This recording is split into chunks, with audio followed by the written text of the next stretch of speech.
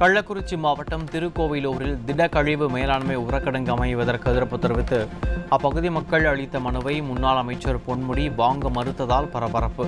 Stalin model அரசின் முன்னாள் அமைச்சர் பொன்முடி இதற்கு முன்பே இதுகுறித்து மனு அளித்தும் நடவடிக்கை எடுக்காத நிலையில் தற்போதும் மனு அளித்து வாங்காததால் சாலை மறியல் செய்ய மக்கள் திட்டம்.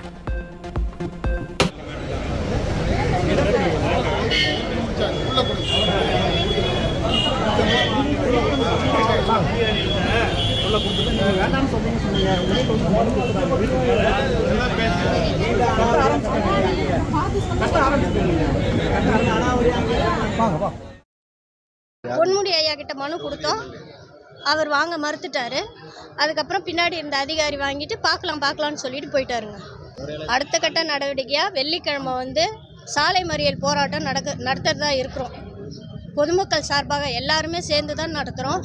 இது கட்சி சார்பாகவோ இல்லை மற்ற சார்பாகவோ நாங்கள் எதுவுமே செய்யலை. பொதுமக்கள் சார்பாக தான், அனைவரின் நலன் கருதி தான் இதை செய்கிறோம். நாங்கள்